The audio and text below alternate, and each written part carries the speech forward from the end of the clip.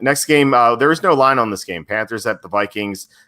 We don't know who's going to play quarterback for the Panthers yet. It could be Teddy Bridgewater, who was close last week. If not, it's going to be Philip Walker again, who had a great first start after being, I guess, quote unquote, the MVP of the XFL. There was no official award, but he was going to be the MVP. So, who do you like in this game? Or I guess, like, what do you think the line's going to be?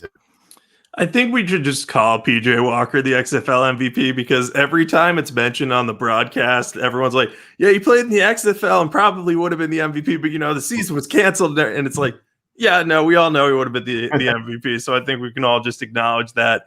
I'm going to probably be on the Panthers in this one either way. I liked what I saw out of Walker. I mentioned that he had 2 terrible goal line interceptions earlier, but, that's the type of stuff you'd expect from someone making their first start. They're going to make mistakes. If he can learn from them, if he has to start, that'd be good. And I think he could against this Minnesota defense that has, been weak to receivers this year and just doesn't have a ton of cornerback talent yet.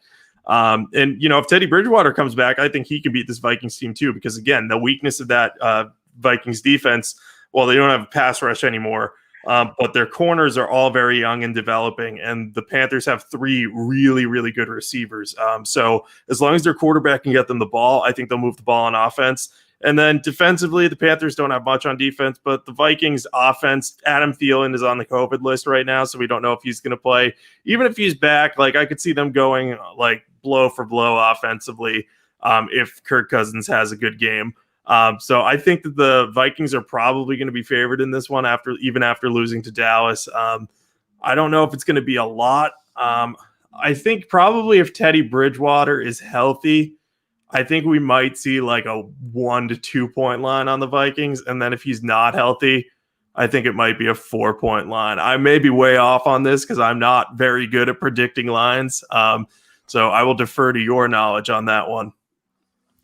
I think this line will be, if Bridgewater plays, I think it'll be probably 3.5.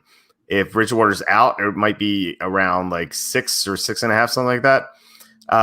So if Bridgewater plays and he's healthy, I definitely like the Panthers because the Vikings, like you said, they have so many injuries. They have injuries at corner. Their top 2 pass rushers are out, and Anthony Barr also. So they have 5 or 6 starters on defense, depending on snap counts. So it just seems like the Panthers have such a big advantage at receiver against the Minnesota cornerbacks. So I think that's just too big of an advantage for the Panthers if Bridgewater's healthy. Now, if Bridgewater's injured and, if he's limited on the practice report and then he plays, I'm not going to be enthusiastic about it. I might actually go with Minnesota at that point because I don't like to bet injured quarterbacks. If it's Phil Walker, it really depends on what the line is. At 6 or more, I think I would be on Carolina, but if it's less than 6, I might be in Minnesota. My biggest concern is I love Walker. I think he has great talent. He's physically gifted. He's just not quite there yet. He just doesn't have enough reps yet in the NFL. My concern with him is going against Mike Zimmer, who's just a great defensive minded coach. And I think that could trip him up a little bit. Zimmer, despite the backups he's playing, could throw some things that Walker hasn't seen. And instead of 2 red zone interceptions, maybe he throws 3 interceptions at midfield that give the Vikings a short field. So that would be my concern with Walker. But it really depends on what the line is.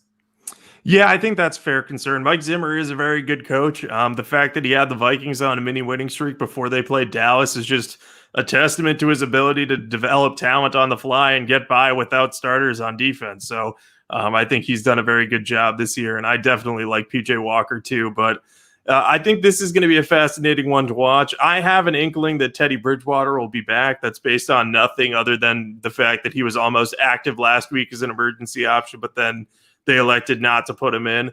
But at the same time, the Panthers are also on bye in week 13. So if they feel like Teddy's not 100%, they get an extra 2 weeks to rest him. So this really could go either way. So we'll be watching Teddy Bridgewater very closely this week. Yeah, it's a good point about the bye week coming up. It's not like the Panthers are in the playoff race or anything. They're 4-7.